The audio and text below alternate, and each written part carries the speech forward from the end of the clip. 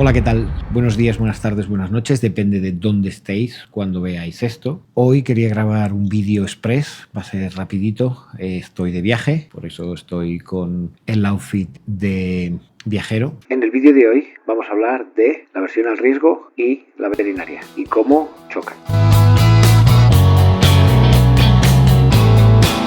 Hoy no voy a jugar a ver a dónde estamos. Estoy en Bogotá, en Colombia. Acaba de haber un terremoto, o como decís aquí en este lado del Atlántico, un sismo. Lo cierto es que al principio simplemente pensé que eran los de la habitación de al lado que se habían puesto efusivos, pero luego me di cuenta que se movía todo. La verdad es que es una experiencia, no es el primero que me ha ocurrido, pero sí que es el primero que he sentido bien. Las anteriores veces o me ha pasado durmiendo o han sido de baja intensidad.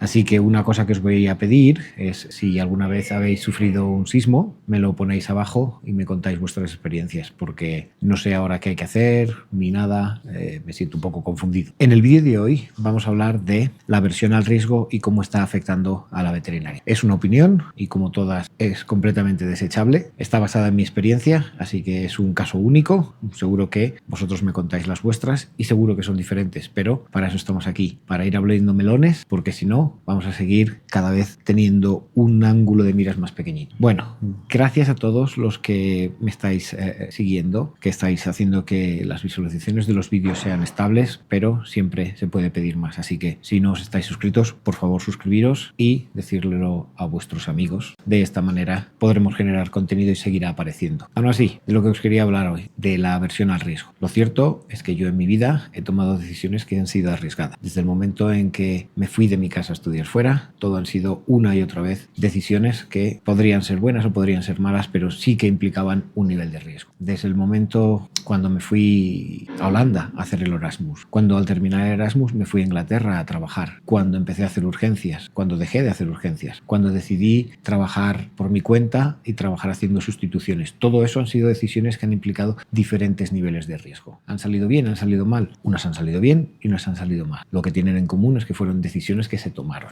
El futuro de la veterinaria clínica de pequeños animales se está poniendo oscuro. También el de los grandes, pero lo conozco menos, así que no voy a hablar. La clínica veterinaria de pequeños animales ha tenido un montón de avances en los últimos años. No le falta tecnología, no le faltan manos. El principal problema, el riesgo para la clínica de pequeños animales es porque estamos formando veterinarios que no saben decidir.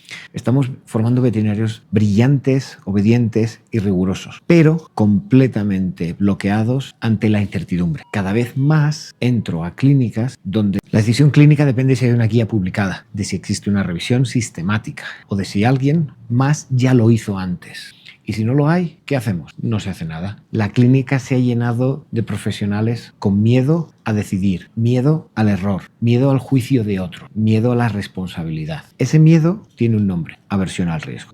Esto ya lo explicó Daniel Kahneman hace décadas. Frente a una posible pérdida, el ser humano tiende a evitar actuar, incluso cuando no hacer nada es peor. Y lo que vemos hoy es eso, una regeneración que se paraliza ante el signo de incertidumbre. Antes, los veterinarios asumíamos que parte del trabajo era decidir sin certezas. Había que observar, probar, ajustar. El juicio clínico se entrenaba con experiencia y con cabeza. Hoy eso se ha perdido. Hoy, si no está escrito en una guía, parece que no existe. Se busca la seguridad absoluta y en esa búsqueda se pierden oportunidades, se pierde tiempo, se pierden pacientes. Para esto apareció la medicina basada en la evidencia y muchos veterinarios más jóvenes buscan refugio. Y ojo, la evidencia es importante, pero una cosa es usarla como herramienta y otra cosa es usarla como excusa para no pensar, porque una parte muy grande de esa evidencia es de muy mala calidad. A los que me seguís en LinkedIn ya veréis que suelo colocar estudios que demuestran que se publican trabajos con muy poca evidencia. Además, más del 85% de esos estudios publicados en veterinaria confirman la hipótesis inicial. ¿Sabéis lo que eso significa? Que existe un sesgo brutal, que publicamos lo que sale bien y escondemos lo que no. Separa el estudio a la mitad, cuando vemos que no va a dar los resultados adecuados. La ciencia no puede sostenerse sobre ese tipo de cimientos, y menos aún en la clínica real. Hoy, en muchas consultas, el racionamiento clínico ha sido reemplazado por la búsqueda de estudios. Y cuando no se encuentra la evidencia perfecta, se opta por no hacer nada. Eso no es medicina. Eso es seguir recetas sin entender la cocina. Si tú estás cocinando, de vez en cuando tienes que meter la cuchara para probar si está bueno o no. Y en ocasiones, cuando lo apruebas, no está bueno porque le falta un poquito más de sal. Para mí, si tuviera que buscar un culpable, este culpable responsable no son los veterinarios, evidentemente. Para mí, lo más grave es que esta versión al riesgo no nace en la clínica, nace en las facultades, en la forma en la que se enseña,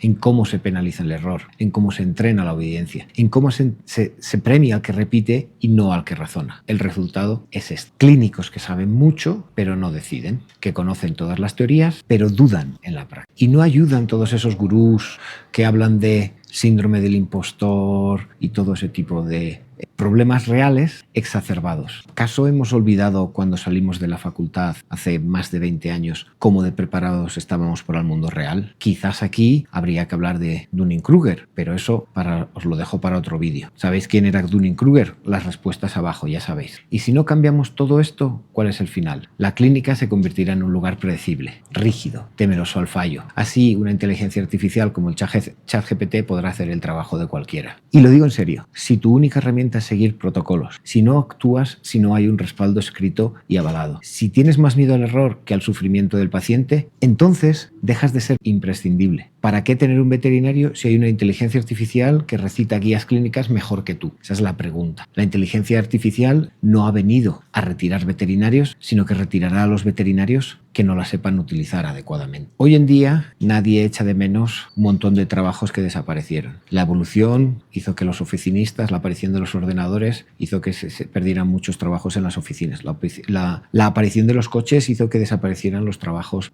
relacionados con carros y caballos. Y nadie los echa de menos. Los trabajos aparecen y desaparecen. Y cuando pase que lo único que el veterinario haga sea buscar estudios y repetir guías, compendios, etcétera, etcétera, nadie lo echará de menos. Si alimentamos que la única veterinaria buena es aquella sin error y por tanto realizada como un ordenador, no podremos quejarnos cuando empresas pongan inteligencias artificiales a atender dudas de los clientes. Lo que verdaderamente os hace valiosos a los veterinarios no es la capacidad de recitar papers, es saber qué hacer cuando no los hay. Es decidir cuando la evidencia no es concluyente. Es tener el coraje de probar, observar y ajustar. Sí, cierto, a veces te vas a equivocar, pero así es como se construye el juicio clínico. Así es como se aprende. Así es como se mejora. Un error no es un enemigo. El enemigo es el miedo al error. Recordemos que, por ejemplo, en el Código de Buenas Prácticas del Royal College, el error está permitido, la mala fe no. Yo me puedo equivocar y eso no será problema. Si yo, para tapar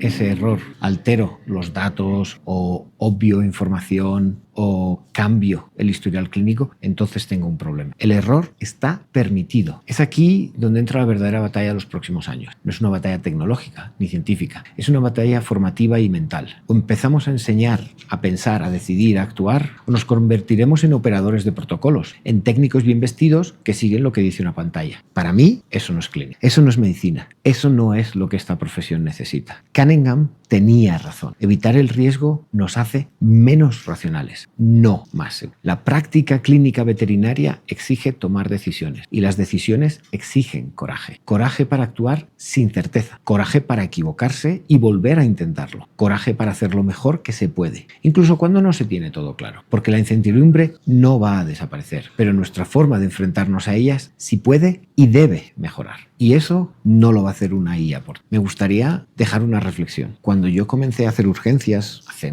20 años, no teníamos los medios ni los accesos ahora. Google apenas existía, los medios con información confiable de veterinaria eran escasos, universidades americanas y alguna publicación. Por tanto, nos fijábamos en los libros. Y el distrés respiratorio en gatos exigía una radiografía. Los ecografía, el TFAST no existía, el Hocus Pocus tampoco. Es decir, era el método que se podía utilizar después de la auscultación. Yo descubrí que en muchas ocasiones el estrés de sacar una radiografía a un gato hacía que la condición deteriorara. Por eso, en mi protocolo, a pesar de que en el libro decía una cosa, decidí que prefería comenzar con una punción, con el permiso del dueño, que con la radiografía. Esto es un ejemplo de cómo los protocolos han ido evolucionando. Hoy en día a nadie se nos ocurriría en un gato con estrés respiratorio no hacer nada que no fuera una ecografía torácica. Buscar las líneas y decidir cuál es el mejor siguiente paso. Para mí este vídeo es una pequeña reflexión sobre lo que cada vez veo y que tiene que ver también con las necesidades de esos nuevos veterinarios. A los que sois veterinarios empleadores, recordar que lo que buscan buscan. Las personas que trabajan con vosotros son guías, son mentores. Y a vosotros que trabajáis para otros veterinarios, recordar vuestros jefes, vuestros líderes, lo que buscan son gente que sepa tomar responsabilidades dentro de sus propios límites, con guías, con ayuda.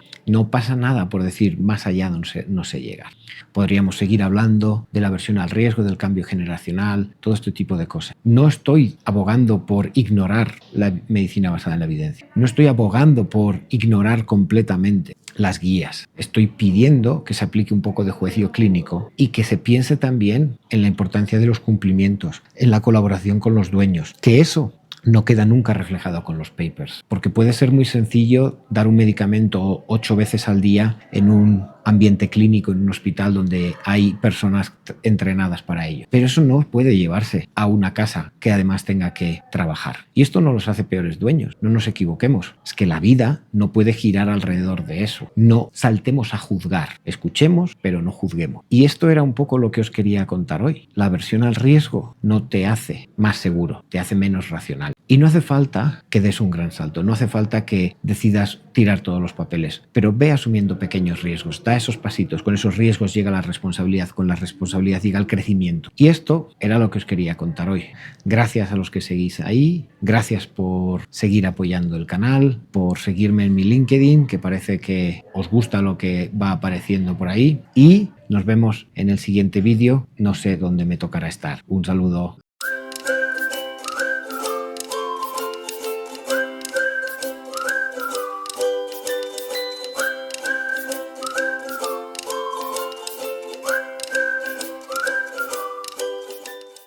Acercamos un poco, ahí,